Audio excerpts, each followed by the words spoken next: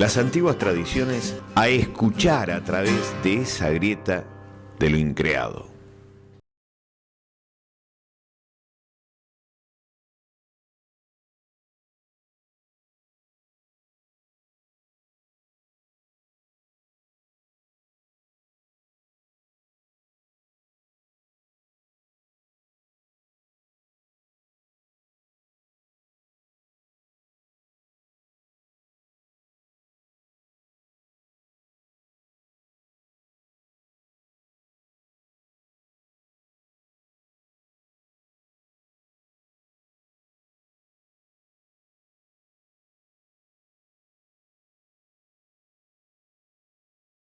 La grieta de lo increado.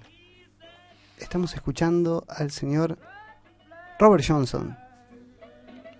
Y arrancamos así, con un blues. Sí, el blues de la encrucijada, Viegas. Muy bien. Hoy vamos a hablar un poco de eso, me parece. Sí, entre otras cosas. ¿Se llama así? Buenas tardes. ¿Se llama así? Crossroads, sí. Buenas tardes, mira, doctor inclusive. Berlanda. Buenas tardes, doctor Chinaski. Buenas Sí, está tardes. bien, tiene que ver con lo que vamos a hablar del programa. Está bien. Muy bien. Bueno, Lo felicito. lo felicito.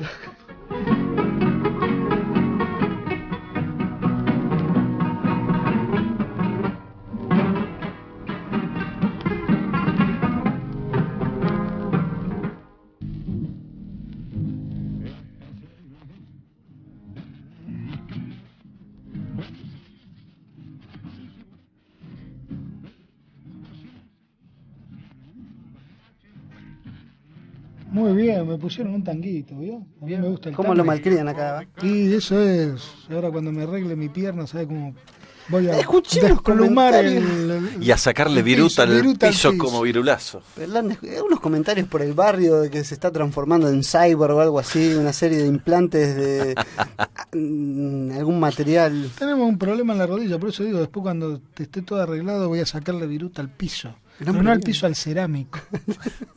El hombre biónico tenemos en poco tiempo. Bueno, bienvenidos a La Grieta del Increado, Bienvenidos. programa número 39, como ya dijimos, estamos cada vez más cerca del programa 50, en que vamos a realizar una gran fiesta estilo bacanal. Estilo bacanal, sí. Estilo bacanal. Está bien, es así. Antes que... Un rinconcito de Aldous Huxley, me parece. cortito. Muy cortito para vamos a- recordar a una persona que, Sí, que nos- se fue del se otro nos lado fue de del la otro grieta lado. y no vuelve más. Vamos a dedicar nuestro programa de hoy al señor Sasha, o Alexander Sasha Shulgin, que falleció el día de ayer. Es un pionero conocido, digamos, por una especie de revival que él redescubrió, como hablamos unos programas atrás, la MDMA o éxtasis, aunque dedicó toda su vida, ha escribido prácticamente esos 2 libros que escribió. Ha escrito. Escribido. Dije. Sí, Ha escrito, es verdad, ha escrito. Junto con su mujer Ann, que se han dedicado también a la psicoterapia. Y bueno, se fue rodeado de sus familiares, escuchando... Esos famosos libros eran Tikal y Pikal. Y Pical, Ujú. sí, son Biblias, podríamos decir. Para un movimiento psicodélico, digamos. Así es. Estuvo escribiendo mucho sobre las triptaminas también.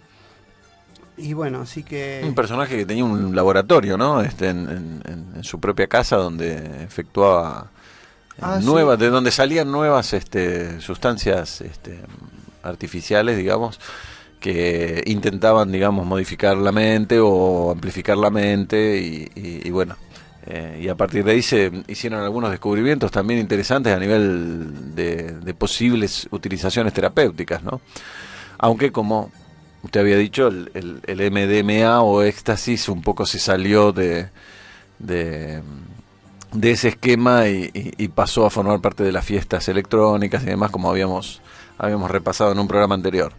Pero de cualquier manera, considerado un verdadero genio, digamos, de la química, en este sentido, ¿no? La creación de nuevas sustancias modificadoras de la conciencia. Algo que me llamó la atención, entre paréntesis también, es él tenía cáncer de hígado. Uh-huh. Me llama la atención como también grandes como Teres pioneros McKenna, dice usted. Teres McKenna, que falleció. Cáncer de cerebro, Teres McKenna. Exactamente.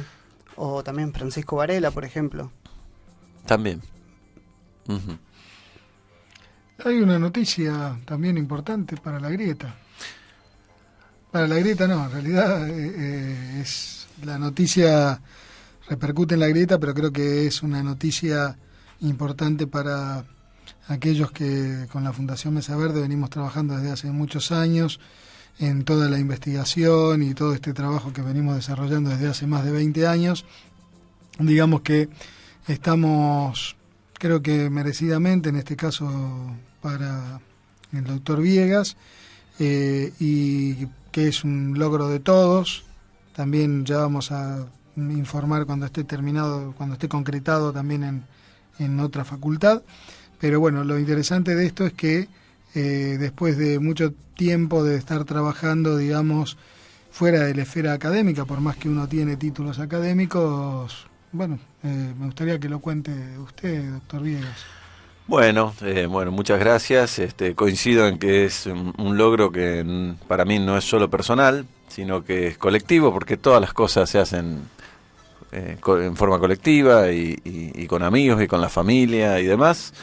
Y de todo ese empuje, surgió un concurso en el cual fui nombrado profesor titular de la materia Etnografía del Conocimiento en la Escuela de Antropología de la Facultad de Humanidades y Artes de la Universidad Nacional de Rosario. Como profesor titular... Bravo, Viegas. Muchas gracias. Los aplausos.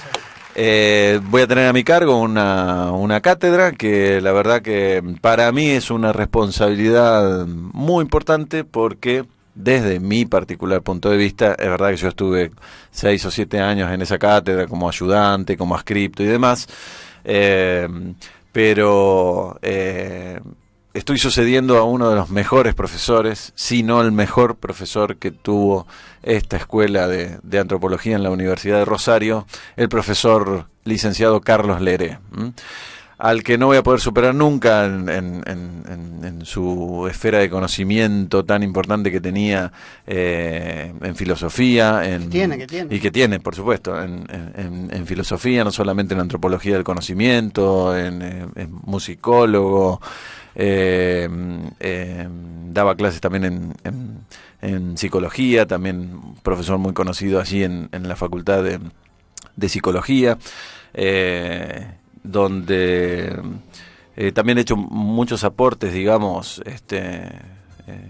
al conocimiento, al, digamos, reunir en su materia autores realmente importantísimos, y entre ellos, bueno, uno de los primeros en divulgar la filosofía y la ciencia de la complejidad de Edgar Morin, ¿no? En el campo de las ciencias sociales. Así que suceder al profesor Leré ya es todo un desafío muy importante, ¿no? Igual, por supuesto, es una nueva etapa donde hemos propuesto un programa de estudio en parte similar y en parte diferente, porque vamos a... Me atrevo a decir que va a dar un paso más todavía usted. Vamos a dar algún giro, digamos, donde el paradigma emergente y este giro epistemológico, en que la humanidad, digamos, por lo menos Occidente, se está desarrollando en este momento, en el campo de las ciencias, de la cultura y del arte en general, va a tener una prioridad muy importante. Este tema del paradigma holístico, el paradigma emergente, o como quiera llamárselo, y también todos temas que son inherentes a la antropología del conocimiento, como el conocimiento o la sabiduría de los pueblos originarios, pero desde una óptica, creo yo, superadora a la del positivismo clásico, ¿no? Usted viene a hacer como una especie de un update para la Facultad de Antropología. ¿Un update? ¿Qué sería un update? Una actualización, que realmente hacía mucho tiempo que estaba necesitando la facultad. Sí, ¿no? sí, vamos a dar un soplo distinto, por lo menos, un aire diferente. Después veremos cómo los alumnos lo toman, si acompañan, También creo que habrá la oportunidad de dictar seminarios por fuera de esta materia que es cuatrimestral, y espero poder tener la colaboración de todos los amigos y los profesionales también, de Buenos Aires, de otros lugares, como la propia Ana María Llamazares, que va a pasar a formar parte, una gran epistemóloga de Buenos Aires, que va a formar parte del programa de estudios a partir de esta nueva etapa. Bueno, Carlos Arazola y demás amigos. Si es posible también, y tener la oportunidad de llevar a la universidad a chamanes, digamos, o líderes comunitarios indígenas que hemos conocido a lo largo de todos estos años de investigación con Fundación Mesa Verde, bueno, creo que también será bienvenido por parte de los alumnos, porque a veces en la academia parece como media lejana, ¿no? Y también ya lo vamos a anunciar oportunamente una vez que esté confirmado. Está todo muy adelantado, pero todavía no está confirmado. Pero como un pequeño adelanto, después vamos a explicar, inclusive vamos a publicitar también. Todo el tema de lo que es la medicina tradicional indígena va a tener, si Dios quiere y termina de conformarse todas lo que falta conformar, va a tener también su expresión dentro de la Facultad de Medicina de la Universidad Nacional de Rosario. Es decir, que todo el tema de la medicina tradicional, el chamanismo y demás, la conciencia, muy probablemente está todo bastante avanzado para que se transforme en un curso de posgrado de la Facultad de Medicina de la Escuela de Graduados de la Universidad Nacional de Rosario. Así que podemos decir que la grieta se mete empezando a hacer una grieta en la universidad. Tanto en medicina como en antropología. Creo que de alguna manera, cuando empezamos a trabajar en todos estos temas, uno de los objetivos fue, pero de hace mucho tiempo, inclusive mucho tiempo antes de que comenzáramos con Mesa Verde, la idea era llevar estas nuevas ideas, no que queden simplemente como quedan muchas, así, como digamos, en los márgenes, temas en los márgenes, exactamente, en los márgenes de la universidad, porque son temas controversiales, y no, nuestra idea siempre fue que estos temas se debatan que aparecían ahí, controversiales se debatan en el ámbito que era lógico, que es el ámbito universitario, porque son temas que le atañen a la opinión pública, que atañen al conocimiento y demás, y deben estar dentro del marco de la universidad. Entonces, de alguna manera, bueno, estamos llegando a estos objetivos después de muchos años de trabajo, ¿no? Uh-huh. Ampliando la conciencia universitaria, el doctor Berlanda y el doctor Viegas. Bueno, realmente los felicito nuevamente. Muchas gracias. Un aplauso.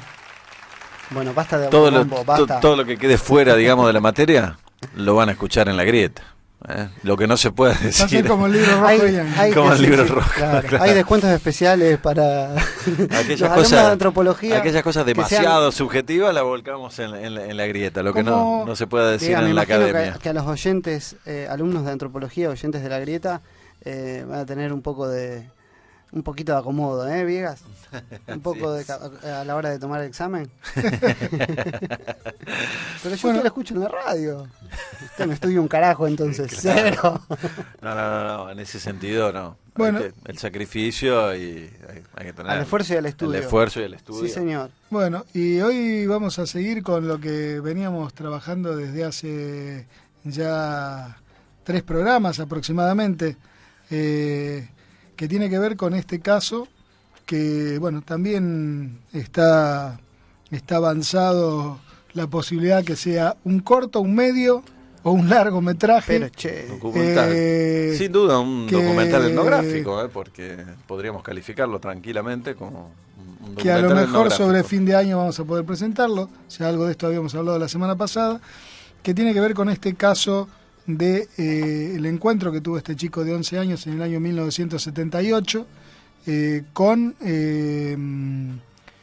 un fenómeno anómalo, con una cosa que él le dijo en su momento, con 2 entidades que lo marcaron desde el punto de vista de lo psicológico y desde el punto de vista de también en el cuerpo, porque tiene una cicatriz en su momento en el brazo, Y de este caso que digamos habíamos empezado a, claro, a que realizar ufología, una interpretación de tipo claro, ufología transpersonal. Claro, pues la ufología clásica lo toma simplemente como un encuentro con seres extraterrestres.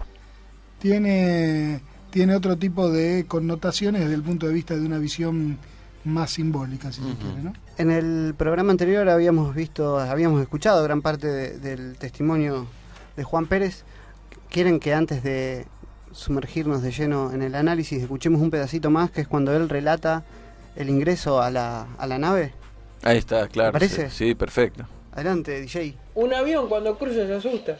Eso era algo zumbido que te movía, no era lo mismo. El tema es que el zumbido no es que vos lo vas a sentir de acá ya a la laguna, al arroyo. Lo sentías ahí. Y es algo que te retumba a vos, te retumba al cuerpo, es algo así, no sé, no tengo cómo explicar. Es algo que a vos se te... te entraba dentro del cuerpo, digamos. No podía tocar, que había como una Sí, pared. le iba a preguntar eso ahora. Vos te decías que había como un vidrio, por así decirlo. Sí, O sea sí, que parecía un vos vidrio. cuando vos entraste a la nave, que me paré así, ¿no? ¿Vos querías entrar? Para Yo ver paré dónde así. estaba el chiquitito. Me paré ahí sobre el coso. Y quería Pero, ver qué ¿cómo estaba... subiste la escalera? ¿Qué estaba haciendo? ¿Qué estaba haciendo? No, gateando así corrí. Gateando subiste la escalera, Sí, por ahí sí, entraste. porque tenía un escalón, Porque era grande. sí, un escalón así, más o menos. Ahí más o menos subiste. Me pisé así, me fui prendiendo en uno en otro, aparte era muy subido. Ajá. ¿Ves? No era muy caído tampoco, era regular, no Claro. era muy... El loco, y el loco yo le digo, no, subía de una. ¿No? Sí, ¿Sabes? de una. Y no eran quietas como nosotros las cosas, eran redondas. Los escalones Sí. redondos, no eran quietos, Ah, no eran. Giraban. se giraban, sí. Eran así como que. Sí. Y vos igual pudiste subir Sí, igual, no te prendés y vas trepando y subís. Ajá. Y me paro ahí arriba. Yo que es lo que quería ver, el chiquito que estaba haciendo así. Quería verlo más de cerca, así Sí. que no te daba miedo. No.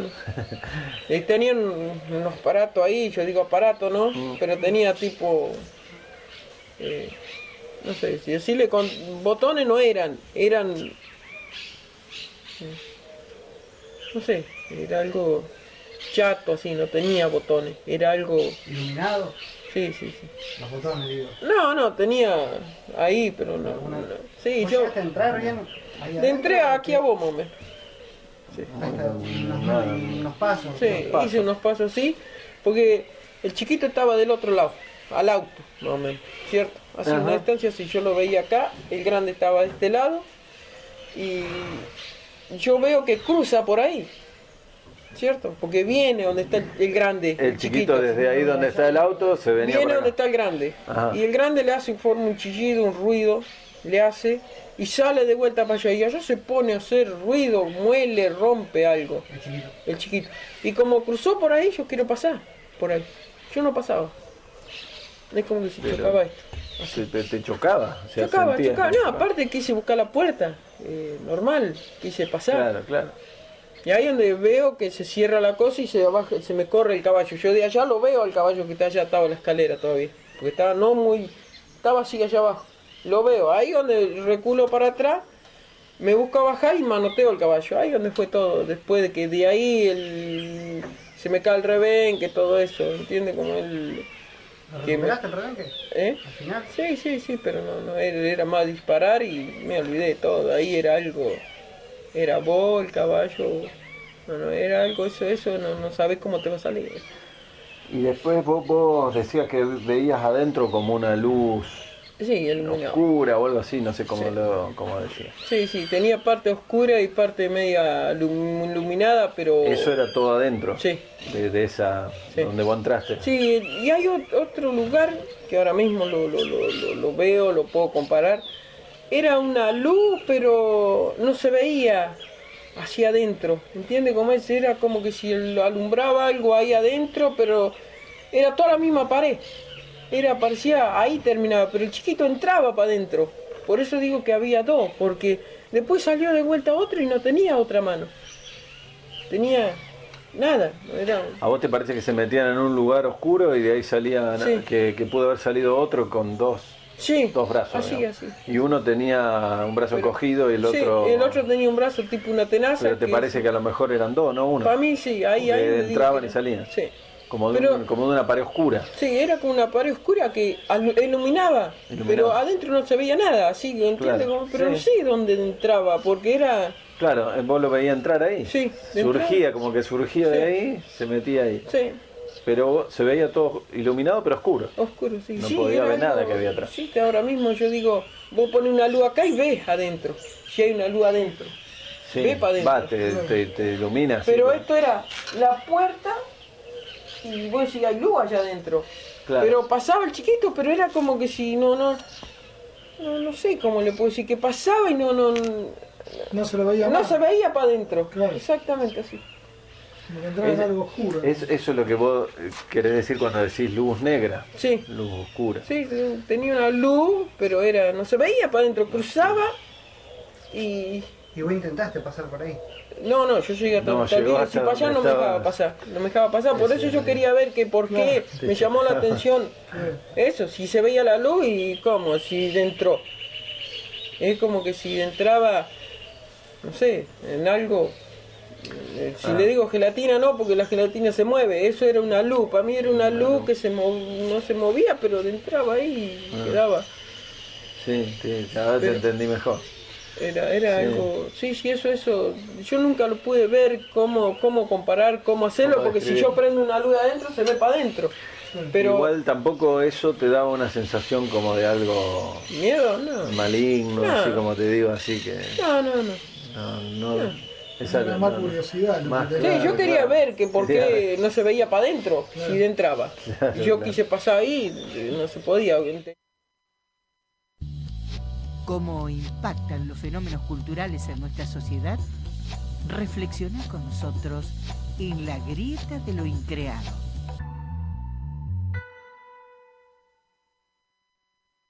Bien, ahí lo escuchábamos a Juan Pérez en su relato de los dos personajes, este ser alto, el ser pequeño, las dificultades que tuvo al ingresar a la nave. Ujú. Y usted, Villegas, había dicho algo antes. Habíamos empezado si a le hacer sigo, un análisis si podemos enganchar desde A la nave. a la nave. desde lo No sé si mitológico, nave. Bien. desde lo simbólico, digamos, para Él, poder perdón, salirnos ¿por qué de no las, lo describe las dos inicialmente? posturas. Ustedes que pudieron escucharlo en su relato cuando era más pequeño. Él inicialmente no No. lo describe como una nave. No. Inicialmente él habla de una cosa, o un coso, Un coso grande, un coso grande, que como un él- tinglado, inclusive. Como un galpón, una cosa así. Claro, él lo comparaba con lo que él tiene a mano, digamos, en el campo. Él, todas las comparaciones que hace, las hace con cosas conocidas, digamos, del campo, y mucho más cuando era pequeño, ¿no? Es decir, que lo comparaba con los tambos, digamos, grandes, donde están las vacas, que son esos como tinglados grandes, galpones grandes, claro, luminosos y quizás tenían una especie de cúpula o algo semiesférico arriba, es decir, que la imagen que quizás se nos da tiene un cierto parecido con la imagen que tenemos Nosotros que de la tratamos de cultura, ubicarlo, del tema claro, de los platillos y desde toda esta nuestro cosa de punto de ciencia vista, ficción, claro. pero Era luminoso por todos lados, Ujú. lo mismo que las cavernas luminosas de las antiguas, digamos, encuentros con seres mágicos en las descripciones o en las narrativas del folclore y de los pueblos originarios.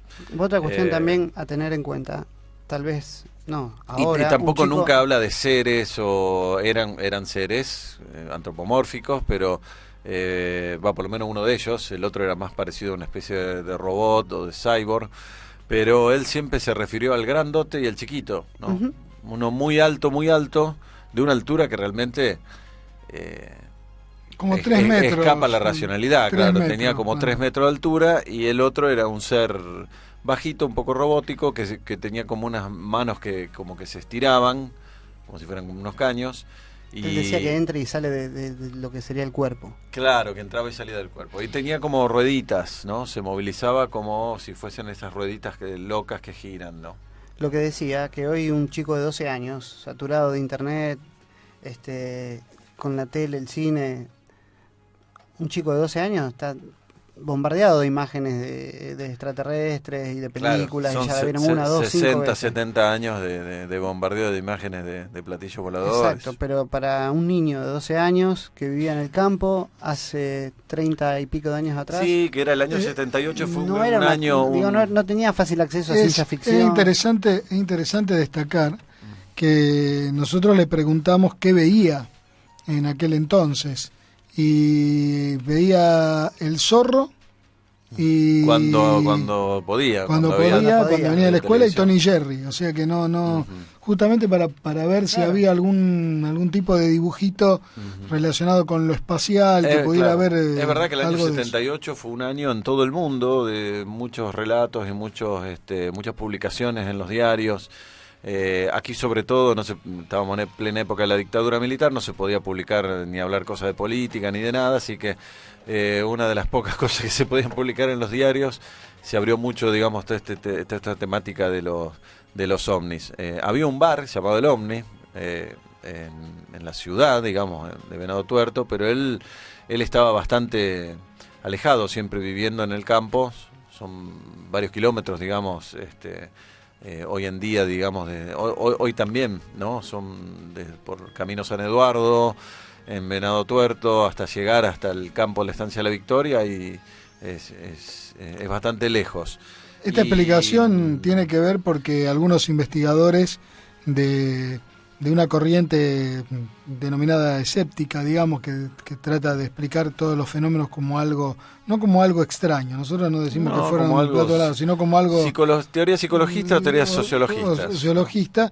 Planteaba que en realidad lo que estaba influenciado era por el bar y estaba influenciado por la película de Star Wars, claro, por Arturito, cosa que no es cierto, Crepo, porque no no solamente que no vio, no fue al cine, sino que en una investigación que realicé en los archivos del diario La Capital, revisando todos los diarios del año 78, desde un mes antes, un mes después del caso, la única película, digamos, que se había estrenado, que verdaderamente sí duró 7 semanas en cartel, en Rosario, en todo lo que es el sur de la provincia, era Encuentros cercanos del tercer tipo. No Star Wars. ¿no? Inclusive ni lo que él ve como nave, entre comillas, ni los seres o entidades coinciden con lo que aparece en Star Wars, ¿no? Claro. Eso por un lado. Por otro lado, habíamos dicho que el caso había ocurrido no en cualquier lugar, sino que ocurrió en la Estancia de la Victoria, en el lote 5. Habíamos dicho ya en el programa anterior, un lugar metafóricamente y profundamente liminal para la cultura argentina, es decir, eso era un lugar de frontera interna. Cuando usted dice liminal se refiere al límite. Un lugar límite histórico, por supuesto ahora no lo es así, ¿no? Pero en su momento el Estado argentino llegaba hasta ese mangrullo que había ahí, el mangrullo, el fortín, el Zapallar. Había toda una línea de fortines que seguían todo un caminito, digamos, desde lo que sería el oriente de la provincia de Buenos Aires, pasando por el sur de Venado Tuerto, justamente este lugar donde ocurrió el caso, siguiendo todo por centro, digamos, de San Luis, Córdoba. Todo lo de abajo es la Patagonia, que por supuesto fue incorporada recién al mapa actual, digamos, político, después de la famosa conquista del desierto, ¿no? Desierto, eufemismo de los blancos para referirse a un lugar que no era un desierto, estaba habitado por los indígenas. Habíamos dicho sobre todo de la toldería de Leubucó en La Pampa y de los indios de Pincén, en provincia de Buenos Aires, que eran culturalmente mapuches. Entonces tenemos un lugar... O sea, ese es un límite, ahí terminaba la Argentina. Ahí terminaba, digamos, la Argentina blanca, momento, digamos, lo que controlaba el Estado argentino, pero era un lugar liminal, o sea, fronterizo, donde había intercambios. De hecho, había intercambios de cautivas, rubias, que se las llevaban los indígenas a las tolderías. Había, digamos, el famoso malón, los malones que buscaban, digamos, productos de los blancos, como el azúcar y demás. Zona de parlamentos, ¿no? De negociaciones permanentes, hasta que la decisión política de Roca en su momento, el de los billetitos de 100, fue avanzar directamente sobre esos territorios e incorporarlos, ¿no? Pero hasta ese momento era indios libres que parlamentaban y que negociaban permanentemente con los blancos, ¿no? Con el Estado Nacional. Entonces, O sea, son un límite, no solamente... Venado Tuerto quiso olvidar esa historia. De hecho, se dice que el Venado Tuerto es una traducción al castellano de un topónimo en realidad mapuche, Tuerto Venado de las Pampas, que después la leyenda... Trauma Chuli. Claro, exacto. Lo ha querido como olvidar, ¿no? Para olvidar, digamos, que ese territorio fue un territorio disputado, en la que había, digamos, dos mundos, ¿no? Dos mundos, dos culturas que estaban en contacto con sus diferencias, con sus peleas, con sus malones, con su hasta que luego eso, digamos, políticamente pasa a estar integrado, pero metafóricamente y, digamos, simbólicamente sigue siendo un lugar límite hasta el día de hoy. Después, habíamos dicho que él mismo es un ser entre dos mundos, ¿no? En cierto sentido, porque Juan Oscar Pérez es un mestizo, ¿no? Donde por parte de madre tiene una identidad muy fuerte guaraní, habla el idioma, dice que le gustaría que los sobrinos continúen hablando el idioma, y por parte de padre, criollo, ¿no? Cuando él llega al lugar, que ve toda una neblina, aparecen también 4 extrañas luces, justamente en los 4 puntos cardinales, ¿no? Habíamos dicho que para la mitología guaraní es muy importante este tema de la cuatripartición del espacio, así como también en el mundo andino, representada por el símbolo de la chacana, la cruz andina, y también para los mayas y demás. Sí, tenemos la luz como un símbolo de la trascendencia, como símbolo del alma, como símbolo del reino de lo transpersonal, la neblina, la niebla, que siempre acompañó todos los fenómenos, digamos, religiosos, paranormales y demás. La reacción de los animales también suele ser una cosa que aparece en muchos relatos de apariciones de seres sobrenaturales, y los perros, digamos, que se, digamos, se asustan y demás. El tiempo también es liminal o fronterizo. El caso ocurre la hora del día, más o menos 6, 7 de la mañana, es decir, en época de otoño, yendo hacia la primavera, ¿no? Esto fue el 6 de septiembre, fue, ¿no? El 6 de septiembre. El 3 de septiembre fue, del 78, en un espacio, digamos, temporal también liminal, es decir, terminaba la noche y comenzaba el día, ¿no? Era ni de noche ni de día, podríamos decir, ¿no? Ni blanco ni indio, o ambas cosas.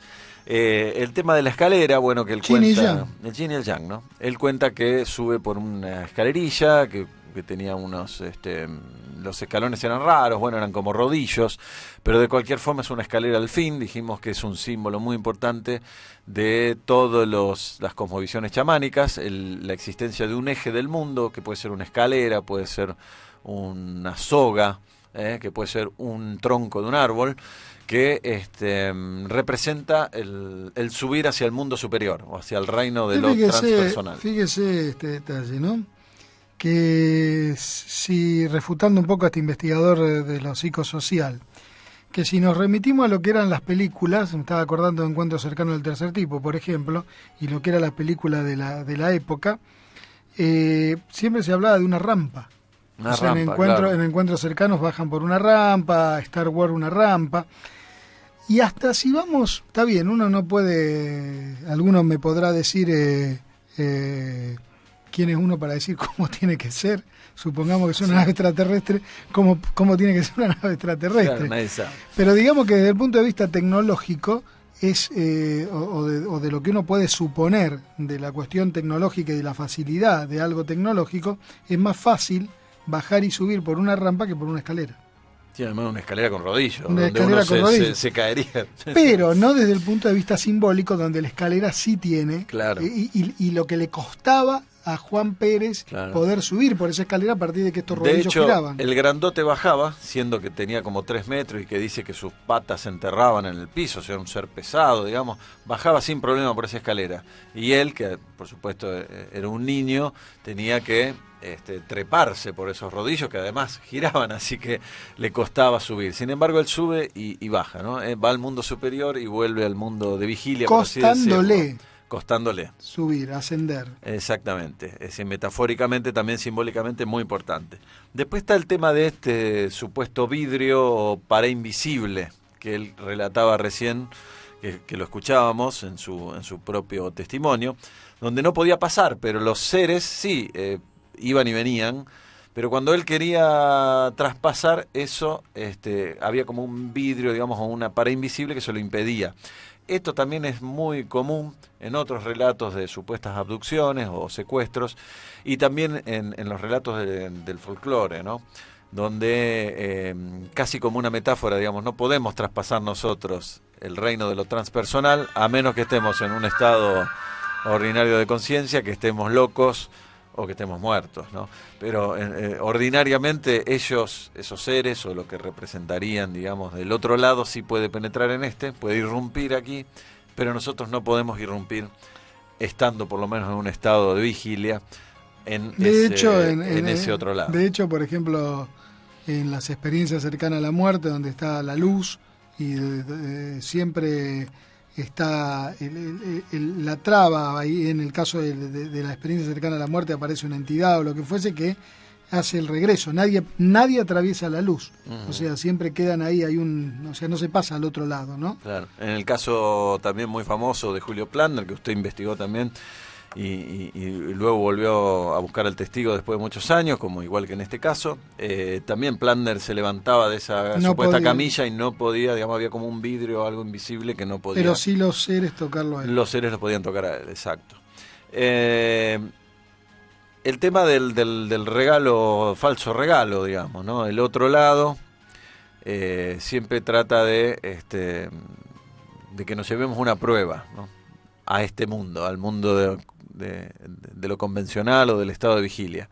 Pero después siempre esa prueba no existe o es arrebatada, ¿no? En este caso, el falso regalo sería el guante del ser alto, que tenía, digamos, como unas uñas, unos pinchos en la mano.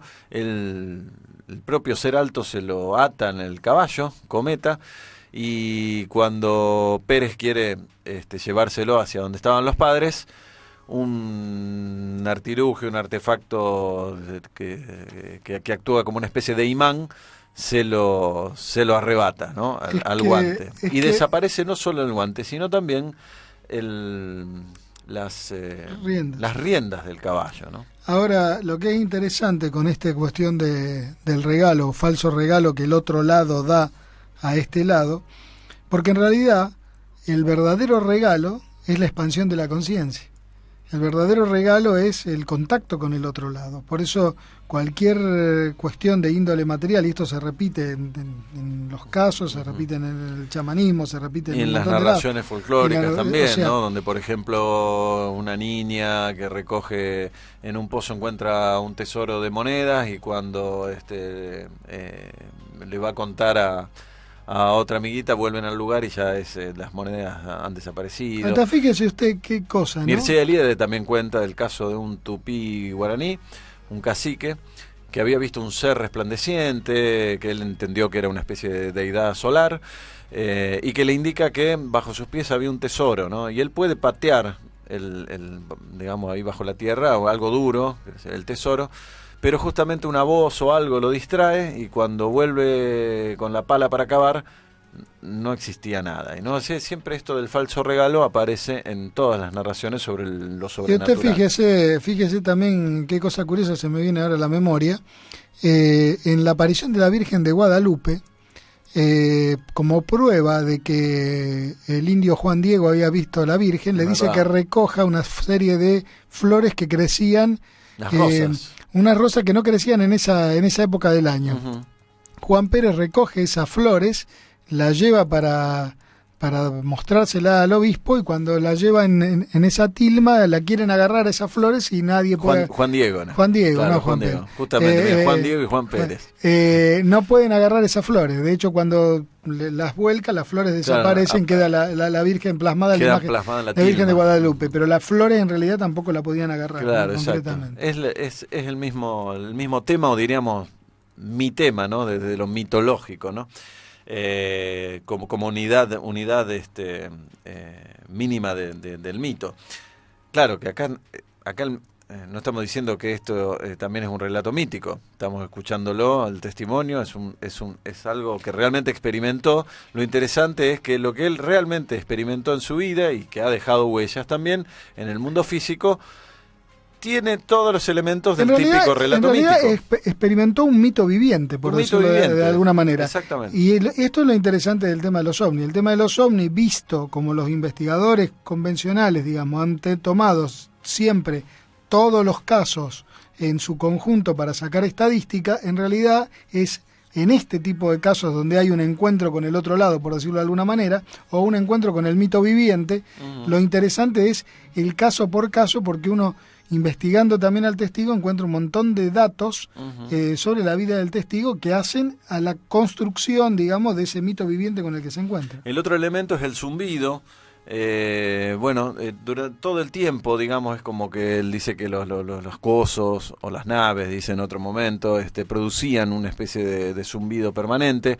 El zumbido también es un elemento que aparece en algunas experiencias, como los estados hipnopómpicos o los estados que ahora se conocen como hipnosis del sueño, ¿no? Donde la persona está en su habitación durmiendo y de pronto es como que está en un sueño lúcido y puede ver seres, incluso luces en la habitación, y se escucha un zumbido.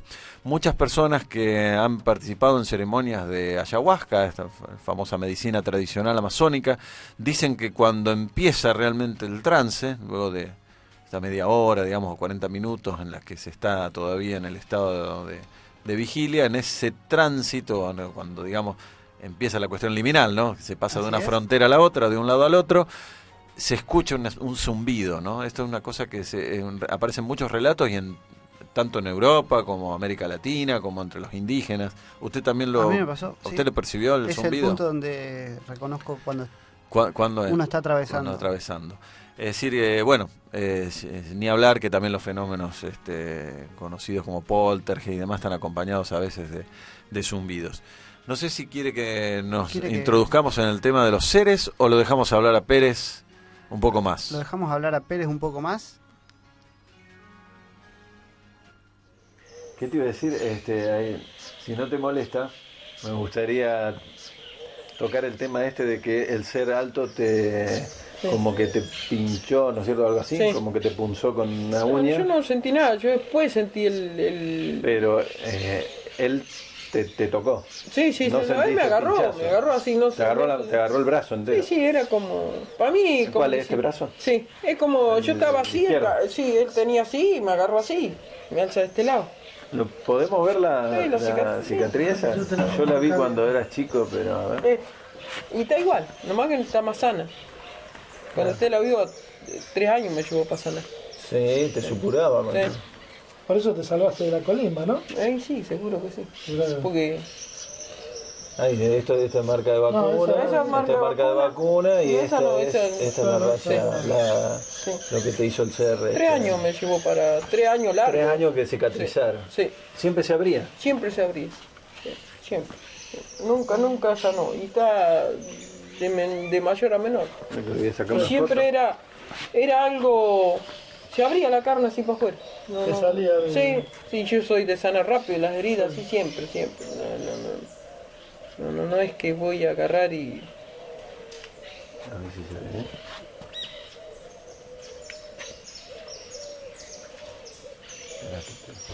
¿No se ve? Eso se ve que lo debe haber hecho con el dedo más largo. Y sí, rajuñó, no sé, eso nunca lo pude saber. ¿Te dolía en el momento o no? Como un mosquito, una cosa así, como nada. Después te diste cuenta. Sí. Y el caballo supuró toda la vida hasta que se murió. Sí.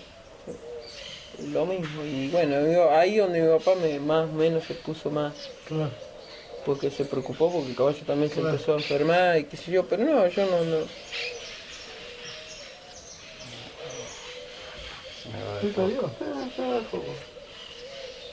Ahí está, se ve. Se me va un poquito de foco, pero... así que... ¿por qué pensás que te habrá raspado así, te habrá... No sé, no sé. No tenía el guante tampoco. Era algo, qué sé yo nunca lo pude saber por qué o en qué momento fue que me lastimó ahí. El caballo cuando se lastimó contra el coso no fue tampoco, porque yo sentí cuando él me agarró el brazo. Me agarró así como nada, me levantó. Fue en el momento ese para Sí, subirte. Sí.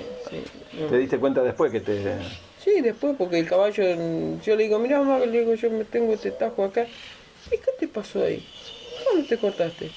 La vez pasada, y así pasó, y 3 años largos me llevó para sanar. Pero mucho tiempo, era de agua. Agua salía. Sí, agua, no era sangre ni nada, era... Pero te salió un sarpullido después. Claro, toda la vuelta, sí, toda la vuelta, pero no... Todo alrededor tenía sí. como un... Sí, una sarna, floración, como sí, una- sí, como florecido así estaba. Sí. Y nunca. Y después fue sanando, no. ¿Cómo impactan los fenómenos culturales en nuestra sociedad? Reflexioná con nosotros en La Grieta de lo Increado.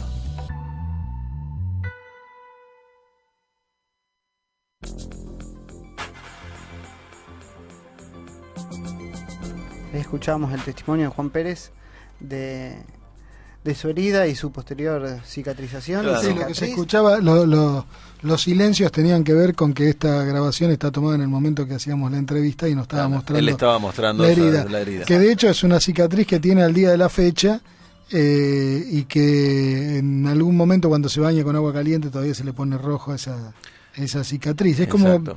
verdaderamente la cicatriz es como si se hubiese abierto la piel. De hecho, para que quede una cicatriz como le quedó, es porque fue una herida que era lo suficientemente amplia como para no poder claro. cerrar por lo que se llama normalmente por primera, digamos, que Y- cierra y no deja cicatriz, sino que te dejó una marca. Como 2 años tardó aproximadamente En no dejar de supurar. en dejar de supurar. Sí, incluso dicen que se salvó del servicio militar por la herida. Le preguntaban si era una vacuna, entonces él le contaba el caso. Bueno, en esa época me imagino lo que le deben haber dicho los 2 soldados y demás, ¿no?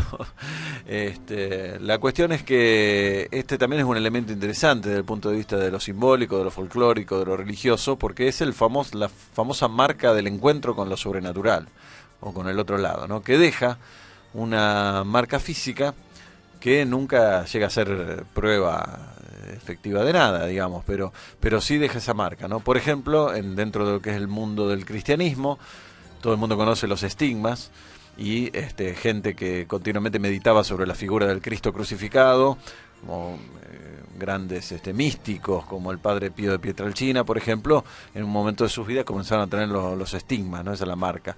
Había San Fuseo, por ejemplo, un abad San Francisco de Asís.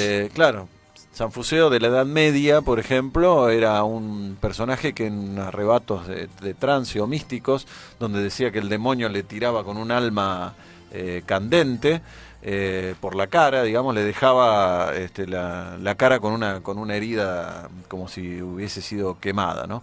Entonces, bueno, esto de la marca de lo sobrenatural también en las leyendas irlandesas, por ejemplo, siempre relacionadas con fantasmas y con duendes y demás, estaba el famoso el golpe, digamos, el toque que te volvía loco, digamos. Que te deja tocado. Que te deja tocado, de ahí viene la famosa frase estar tocado, que sería algo así como estar loco o quedar sin conciencia por un momento, ¿no? Luego retomado por Facebook para dar un toque. Para dar un toque, ¿verdad? Ujú. Sí. Lo dije mal. Es un toque que nadie lo usa, porque nadie sabe bien para qué sirve esto de dar un toque, ¿no? Creo que es para otras culturas. Y algunos le tienen una desconfianza bárbara. Creo haber leído por ahí que... A mí me dijeron que si te dan un toque...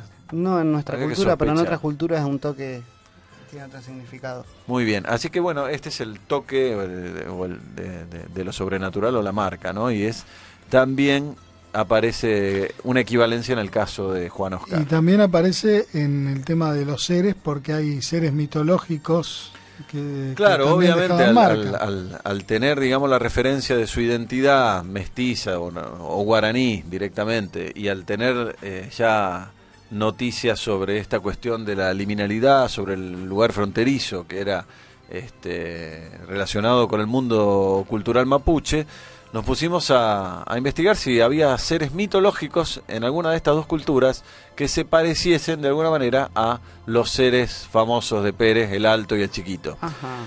Y bueno, no fue necesario buscar mucho. Encontramos rápidamente seres que se parecían bastante a los extraterrestres de Pérez. Apa, ¿quiere que escuchemos un tema Por supuesto.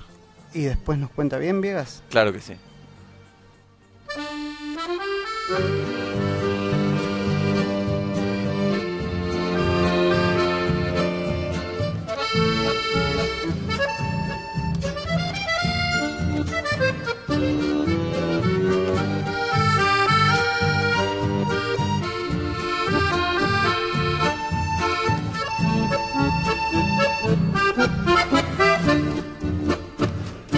La otra tarde me agarraba ya la noche, sacando la hacienda del bañado, cuando allá en el medio en la cañada un gaucho me esperaba sobre un tacuru parado.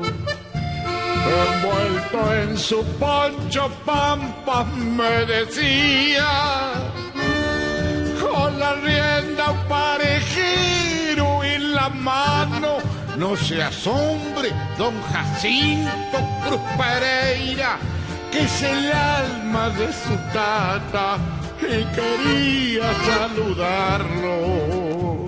Y de un salto en su montado se alejaba, perdiéndose en el confín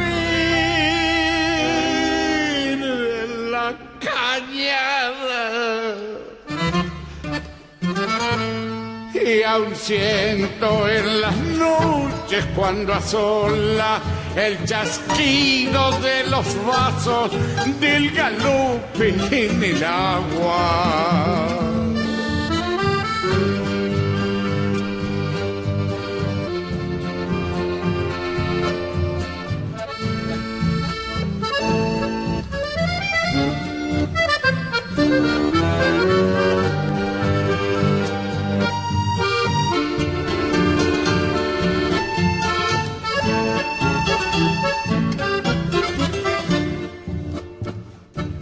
Apenas si alcancé a reconocerlo, pues los años de mi mente lo han borrado.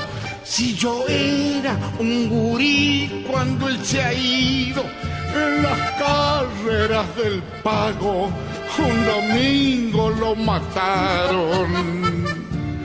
Pues yo llevo el mismo nombre de mi tata, don Jacinto Cruz Pereira, él se llamaba. No he podido aún vengarla esa muerte, y por eso anda esa alma padeciendo en la cañada. Y en la noche de mal tiempo allí se escucha un zapucay que retumba en el agua, un entero que relincha en la partida, un grito al abanderado es el alma de mi tata.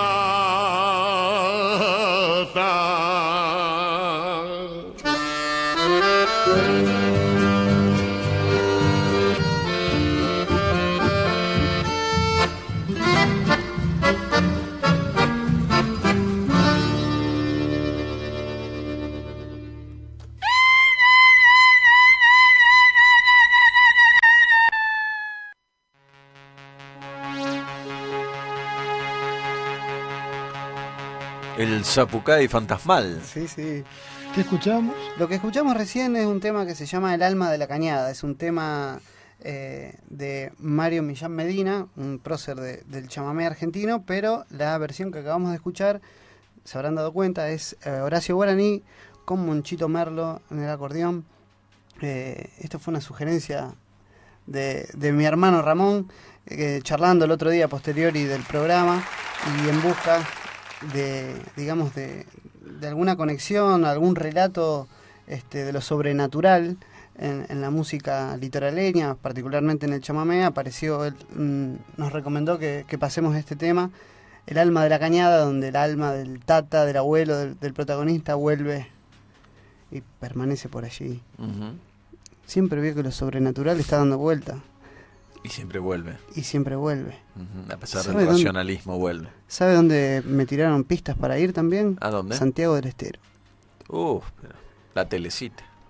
Hay gente que nos está esperando en Santiago del Estero.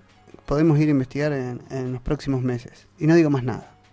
Sí, hay otro lugar donde podemos ir a investigar en los próximos meses, bien cercano, donde estuvimos también, porque lo del caso de Juan Oscar Pérez es del año 78, pero actualmente el lugar donde está hoy día es bastante interesante. Sí. De hecho, es ya una hacienda de 1700, 1800, sí, era una de las primeras de la zona de donde la está zona. él. Y hay algunas cosillas raras ahí para ver. Y ya volveremos seguramente. Además tengo a algunos amigos de la zona de Pergamino que están indagando en historiadores para ver qué datos nos pueden aportar acerca de la historia de esta casa. Lamentablemente, tanto el Museo de Pergamino sufrió un incendio que prácticamente Pergamino perdió toda su historia, y el diario La Opinión de Pergamino también me contaron, sufrió también un incendio, y entonces prácticamente muy poco documento, pero gente grande, digamos, de las cercanías del lugar, incluso del mismo lugar donde está residiendo Pérez ahora, recuerdan las historias que se contaban sobre el antiguo dueño de la casa donde ahora está Juan Oscar. Pero son historias muy truculentas. Muy truculentas, Uh-huh. O sea, como por ejemplo, como cuento esto como anécdota, como por ejemplo una historia que se cuenta en la época de los esclavos, o que tenían servidumbre con esclavos. Había un esclavo, una persona de servidumbre sordo, que estaba subido arriba de un molino de madera, y lo llamaba para comer y no venía, entonces lo bajó de un escopetazo el antiguo dueño, a punto tal que el lugar donde cayó está hundida la chapa y está rota, se ve eso actualmente.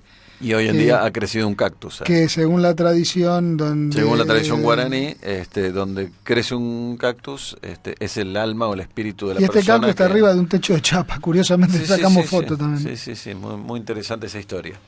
Entonces, hablábamos de los seres que buscamos en la mitología, a ver qué podíamos encontrar y qué podíamos profundizar desde lo simbólico y lo mitológico. Y nos encontramos que el ser alto de Pérez, que tenía 2,30 metros, 2,50 metros, casi 3 metros, se parece, si le sacamos su traje espacial, a las representaciones de el ser conocido como Mboitui o víbora loro, ¿no?, entre los guaraníes. Y también los mapuches tienen seres similares, como el piuchén, el culebrón o el colocolo, ¿no?, que todavía es una creencia muy popular en las zonas rurales de Chile y de la Argentina. El Mboitui, bueno, víbora loro, justamente, tanto la víbora como el loro pican, ¿no?, como una condición que hace a su identidad, digamos. Y el ser alto de Pérez de alguna manera lo pinchó, ¿no?, con su guante, dejándole esa marca.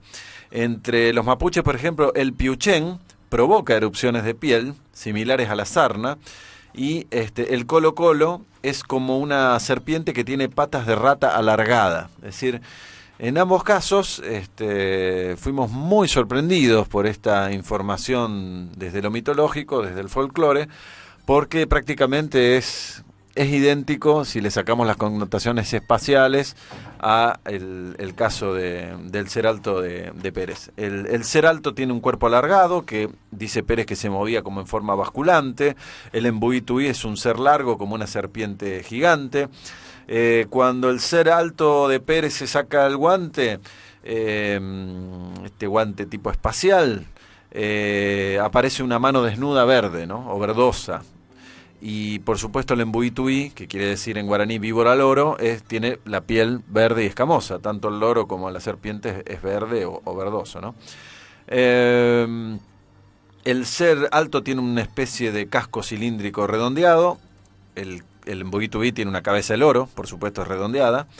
En vez de ojos, el ser de Pérez tiene una especie de línea alargada y fina. El embuituí tiene una mirada maléfica. El ser alto tenía una especie de tubo flexible que le salía de la boca, o en vez de boca justamente tenía este tubo largo o una manguera, como dice Juan Oscar. El embuituí tiene un pico descomunal, que podríamos interpretar también como una especie de pico largo, una especie de manguera. La vestimenta, bueno, en el caso del ser alto era gris plateada. Esto no hay, digamos, una referencia similar en el embuituí. Esta sería la vestimenta, sería lo único diferente, sería lo más espacial, digamos, de ciencia ficción. El ser alto efectuaba unos sonidos como graznidos y nos dice el folclore guaraní que el embuituí tiene graznidos potentes, ¿no? En cuanto al ser chiquito, lo que encontramos es que se parece mucho a una especie de pombero, el pombero Yassi Yateré, que también tiene su equivalencia entre los mapuches, el trauco, entre los mapuches y también en la isla de Chiloé. Todos ellos son de baja estatura, 1,50 m aproximadamente. El ser chiquito tenía un cuerpo cilíndrico, el pombero es ancho, es fornido, ¿sí? ¿No? Es muy similar. Tiene piernas cortas. El ser chiquito de Pérez tenía pies ruedas. Y sabemos bien que el pombero tiene sus pies que se pueden dar vuelta, ¿no? Que pueden girar y que sus pisadas no se sienten. El ser chiquito tenía unos brazos con pinzas que alargaba o encogía. El pombero tiene unos brazos largos también que va arrastrando, o sea, prácticamente igual. El ser chiquito de Pérez tiene una cabeza cilíndrica con una especie de máscara capucha, dice él, con una consistencia blanda o flexible. Y el pombero tiene un enorme sombrero, como sabemos, de paja, ¿no? Típico de los guaraníes y de los payé también, ¿no? Que es redondo y que por supuesto tiene una consistencia, la paja tiene una consistencia blanda y flexible, ¿no? Exactamente similar al sombrero cónico que tienen los traucos araucanos. El ser chiquito era gris, plateado, o con una especie como acerado, ¿no? Brillante. Y tenemos dos versiones, ¿no? Es moreno en su versión de pombero, pero en la versión de Yassi Yateré quiere decir en guaraní fragmento de la luna. En ese sentido sería plateado o brillante como la luna, ¿no? Bien, finalmente el ser chiquito con uno de los brazos, escuchamos recién el testimonio, terminaba en una especie de mano de tijera que cortaba huesos de ganado, de vacuno, dice él, y los arrojaba, ¿no? Bueno, el pombero en su brazo sostiene un bastón o una vara. Una de sus características es que deja escapar al ganado, que dispersa a los animales, hace perder a los animales y suele provocar enfermedad o muerte en los animales. Justamente, casualmente o no, el padre de Pérez, don Felipe, nos contó, y también le contó a los investigadores en el año 78, que encontró dos animales muertos, ¿no? Dos terneros que no estaban enfermos y que como que de la noche a la mañana, de un día para el otro, aparecen muertos cerca del lugar donde había ocurrido. Y también murió el caballo. Claro, este es el otro tema, el caballo cometa, que murió, que tenía una herida en la pata, según el relato, pateó la escalerita, la famosa escalerita, y semanas después el caballo se muere. Por eso era el miedo que tenían los padres de Pérez, es que la marca esa que le había aparecido en el brazo, lo llevaron al médico, le dieron claro, una serie de pomadas, crema y nunca cicatrizó eso. Sí. Fuese algo que fuese a terminar también trágicamente como el caballo. Por suerte no fue así, ¿no? Por eso lo interesante de estos casos es que si uno rastrea, digamos, lo que es la historia del testigo, hay tradición guaraní y hay, digamos, seres involucrados con lo que es nuestro siglo XXI o nuestra cultura tecnológica, involucrados también en la experiencia de Pérez, ¿no? Nosotros en algún momento pensamos que todo este tipo de casos de abducciones que seguían exactamente el mismo patrón que seguían las iniciaciones chamánicas, que esto está todo reflejado en el libro Los Extraños, que escribimos en su momento con el psicólogo Juan Acevedo, de casos de abducciones. El caso Pérez está relatado también dentro del libro. Y las personas, de hecho, que sufrían una abducción, sufrían aparentemente todo el proceso de iniciación chamánica y después terminaban siendo, digamos, o sentían que tenían poderes curativos, o tenían algún tipo de característica distinta de lo que tenían antes, una conciencia ecológica, una conciencia más espiritual y demás. En el caso de Pérez es muy interesante ver que, siguiendo una tradición guaraní, muy probablemente podría haber llegado a ser un chamán, o sea, haber sufrido también un proceso de semi-abducción o una especie de iniciación chamánica, pero si nosotros nos remitimos a todo el relato, siempre Pérez estaba muy influenciado por la figura del padre, o sea, tenía miedo de que se le escapara el caballo por el padre, miedo que no le creyeran porque lo iban a retar al padre y demás, es decir, como que quizás de alguna manera esta figura paterna tan fuerte actuó como obstáculo y podríamos quizás hablar de que fue una iniciación chamánica espontánea trunca en el caso de Pérez, siguiendo quizás también un linaje chamánico que tenía su tradición por parte de madre, que también la madre es un personaje muy particular y muy particular, especial. No quiso hablar nunca con nosotros, pero hemos podido saber que tiene sueños de tipo, llamémosle, proféticos y demás, que es muy propio también de la tradición de los payé guaraníes. Y bueno, el miedo de la madre aún hoy en día es que algún día estos seres se lo vayan a llevar, ¿no? Lo cual también puede tener una lectura desde lo simbólico, no es que quizás ella piensa que se lo van a llevar físicamente y nosotros pensamos que si esto es así, quizás se lo llevarían directamente al mundo de lo transpersonal, o se completaría esta iniciación supuesta. Que de hecho hoy día Juan Oscar tiene algún tipo de características, podríamos decir, chamánicas, en el sentido de que conoce hacia dónde van los animales, se maneja con algunas cuestiones, tiene sueños. Tiene también sueños, ve luces que puede saber también para dónde van a salir disparadas, que no son estrellas. O sea que hay una serie de connotaciones que quedaron en él a posteriori de esta experiencia, como quedan en todos estos casos que hemos investigado en algún momento. Llegamos al final de este tema, de lo que tenía que ver con el caso de Juan Oscar Pérez. Veremos qué nos depara el destino sobre fin de año. Sobre fin de año y quizás tengamos entonces el documental. Ver en imágenes todo esto que le estamos relatando. Y bueno, nos despedimos hasta la semana próxima. Un saludo para todos y todas del otro lado, como siempre. Los esperamos la semana que viene para el programa número 40. Vaya a saber con qué continuaremos. A mí me gustaría tirar un tema que lo habíamos propuesto y después lo discontinuamos por el señor Pérez. Otro personaje muy interesante que siempre estuvo entre dos mundos, e incluso entre el mundo académico y el mundo del chamán. Carl Gustav Jung. Y yo voy a tirar otro tema que si no lo hacemos la próxima semana lo vamos a hacer más adelante, de otro personaje que también estuvo entre dos mundos, entre el mundo de los indios y el mundo académico, que es nada más ni nada menos que el subcomandante Marcos, claro, y el STLN y todo el movimiento que surgió con los zapatistas y muy ahora actual, muy actual porque ahora este personaje mítico que crearon los indígenas de la selva de Chiapas ha desaparecido. Él mismo decidió desaparecer para que quedara, se integra en el pueblo. Y se integra en el pueblo. Sí. Vamos a hablar de eso entonces. Me gustó. ¿Te gustó? Nos vemos. Chau. Chau. Chau, chau. Un sistema de vuelos espaciales mediante el cual desde una plataforma que quizás se instale en la provincia de Córdoba, esas naves espaciales van a salir de la atmósfera, se van a remontar a la estratosfera y desde ahí elegir el lugar a donde quieran ir, de tal forma que en 1 hora y media podemos estar desde Argentina, en Japón, en Corea o en cualquier parte del mundo.